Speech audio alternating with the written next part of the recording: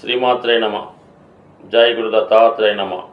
ఈ వీడియోలో మనం మీనరాశి వారికి మార్చి 2వ తారీఖు నుంచి 8వ తారీఖు మధ్యలో జరగబోయే వార ఫలాలు పరిశీలించినప్పుడు ఒక విధంగా ఈ రాశి వారికి 2 శుభగ్రహాలు రాశి యందు సంచరించడం, ముఖ్యంగా శుక్రుడు రాశిలో ప్రవేశించి ఉచ్చ స్థితిలో ఉంటూ వక్రగమనం పొందడం వల్ల మీరు ఏదైనా గతంలో ఒక విలువైనటువంటి ఎసెట్ గురించి కానీ లేదంటే ఏదైనా ఒక వివాహ ప్రయత్నంలో ఈ యొక్క పెళ్లి సంబంధం మీకు బాగా అనుకూలంగా వచ్చి ఏదో కారణం వల్ల ఆగిపోయి ఉన్నా, అలాగే మీరు ఏదైనా ఒక పదవి కోసం ప్రయత్నం చేసి ఆ ప్రయత్నం విఫలమై ఉన్నా తిరిగి దానికోసం ఇప్పుడు ప్రయత్నం చేయడం వల్ల మీకు చాలా వరకు ఆ పని సక్సెస్ అయ్యే అవకాశం ఉంది.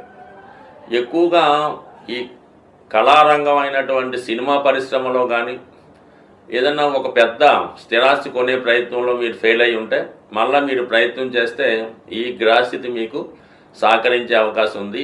ఈ శుక్రుడి యొక్క అనుగ్రహంతో మీలో ఒక ఆకర్షణ పెరుగుతుంది, ఒక టాలెంట్ రావడం వల్ల ఎక్కడికి వెళ్ళినా మీరు ఫోన్లో కాకుండా డైరెక్ట్గా వెళ్ళి వారితో మాట్లాడితే ఆ పని మీకు అనుకూలంగా మారే అవకాశం ఉంది.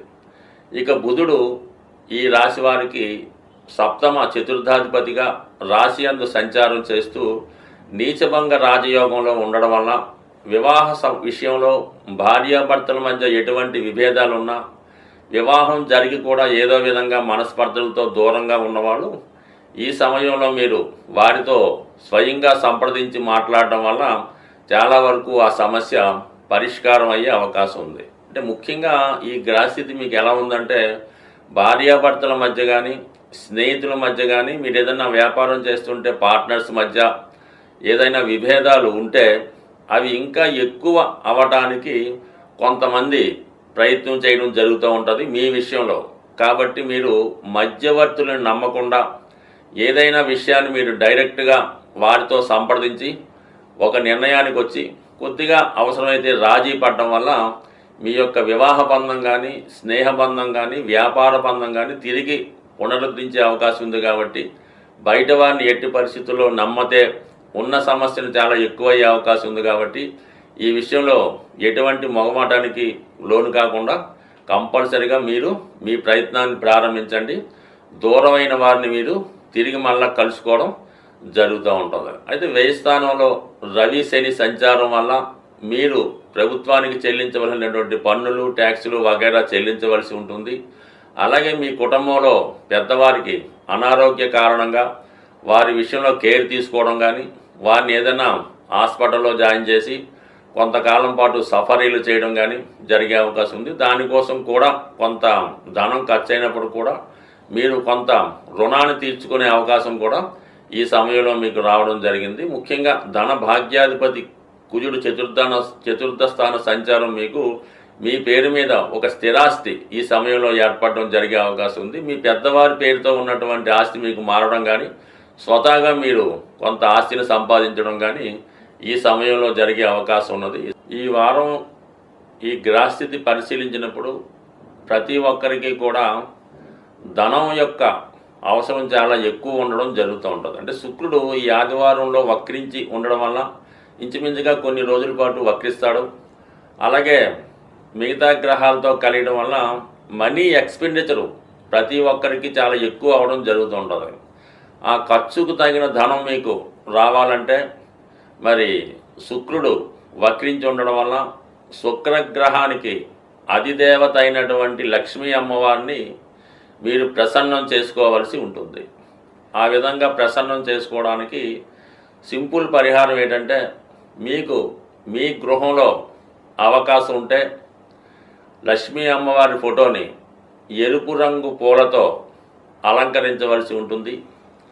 అలాగే అమ్మవారికి దానిమ్మ పండు, అంటే ఎప్పుడు కూడా ఒకే ఒక పండు నైవేద్యంగా కాకుండా కనీసం ఒక 4 లేదంటే ఒక 6 దానిమ్మ పళ్ళు నైవేద్యంగా పెట్టి అమ్మవారికి విధి విధానంగా కనకదార స్తోత్రము లక్ష్మీ స్తోత్రము పారాయణ చేస్తూ ఆ ప్రసాదాన్ని 6 ముత్తైదువులకి పంచడం వల్ల లక్ష్మీ అనుగ్రహం కలిగే అవకాశం ఉన్నది.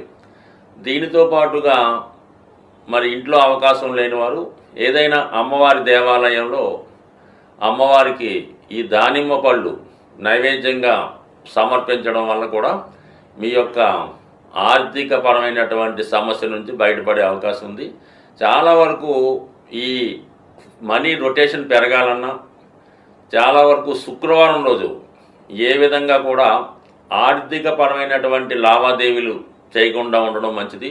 ముఖ్యంగా ఎంత అవసరమైనా సరే శుక్రవారం రోజు ఈ బంగారాన్ని తాకట్టు పెట్టడం కానీ లేదంటే ధనాన్ని ఎవరికైనా అప్పుగా ఇవ్వడం కానీ ఖర్చు పెట్టడం కానీ చేయకుండా ఆ ఒక్కరోజు నియమంగా పాటించవలసి ఉంటుంది. అలాగని ఫోన్పేలు గూగుల్ పేలు వాడకుండా మీకు ఎంతైతే బ్యాలెన్స్ గురువారం నైట్ ఉంటుందో అదే బ్యాలెన్సు శనివారం ఉదయం దాకా మెయింటైన్ చేయగలిగితే కంపల్సరిగా కొద్ది వారాల్లోనే మీ యొక్క ఆర్థికపరమైనటువంటి సమస్య పరిష్కారం అవుతుంది.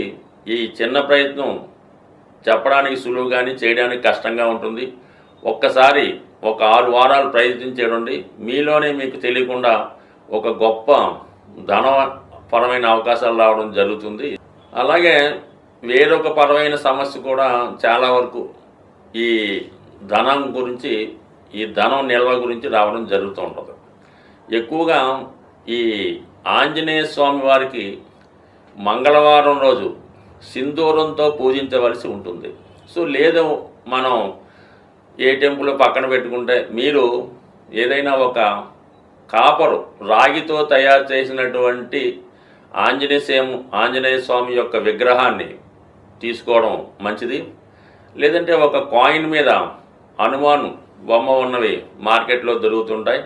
అదైనా మీరు ఒక రాగి పళ్ళెంలో ఆ ఆంజనేయ స్వామి రాగి విగ్రహాన్ని ఉంచి సింధూరంతో ఆంజనేయ స్వామిని మీరు పూజించవచ్చు. ఆ 108 నామాలతో చక్కగా మీరే పూజించి మొత్తం సింధూరం అంతా కూడా స్వామి మీద మూయబడి ఉండాలన్నమాట. అంటే పూర్తిగా సింధూరంలో స్వామివారి యొక్క విగ్రహం మునిగిపోవలసి ఉంటుంది. అప్పుడు మీరు దాన్ని ఎవరు టచ్ చేయని ప్రదేశంలో పెట్టి ఏదైనా బయటికి వెళ్ళినప్పుడు మాత్రం ఆ సింధూరాన్ని మీరు తిలకంగా ధరించి వెళ్ళవలసి ఉంటుంది. దానివల్ల కూడా మీకు నిత్యం మీ గృహంలో ధైర్యంతో కూడినటువంటి సంపద వచ్చే అవకాశం ఉంటుంది. అలాగే ఇదే రెమెడీ మీరు మన విఘ్నేశ్వరుడు కూడా బ్రహ్మాండంగా చేయొచ్చు. విఘ్నేశ్వరుడిని కూడా సింధూరంతో అష్టోత్తరంతో పూజ చేయడం వల్ల కూడా మీకు కేవలం ఈ రెమెడీ పనిచేసే అవకాశం ఉంది. దీంట్లో ఎక్కువగా ఉపయోగించవలసింది స్వచ్ఛమైనటువంటి సింధూరం, కల్తీ లేని సింధూరం. అలాగే కాపర్ ప్లేట్లో కాపర్తో చేసినటువంటి ఆంజనేయ స్వామి విగ్రహం కానీ లేదంటే విఘ్నేశ్వరుడు యొక్క విగ్రహం కానీ ఉండవలసి ఉంటుంది. ఈ రెమెడీ చాలామంది ఆచరించి విజయం సాధించడం జరిగింది. కాబట్టి ఏదైనా ఒక రెమెడీ మీరు చేస్తున్నప్పుడు దాని మీద అనేక సందేహాలు రాకుండా మీరు చేస్తున్నటువంటి రెమెడీ ఇతరులకి చెప్పకుండా చేయడం వల్ల దాని ఫలితం చాలా ఎక్కువగా వచ్చే అవకాశం ఉంటుంది. కాబట్టి ఒకసారి ప్రయత్నం చేయడం వల్ల ఆటోమేటిక్గా మీ యొక్క ఆర్థిక సమస్యలు బయటపడతాయి. దానికన్నా ముందు ఆర్థిక సమస్యను ఎదుర్కొనే ధైర్యం రావడం జరుగుతూ ఉంటుంది. అందుకే ధైర్య సాహసే లక్ష్మి అన్నారు. కాబట్టి మరి ధైర్యంతో ఏ పని చేసినా మీకు ఆ కార్యం సిద్ధిస్తుంది. స్వస్తి.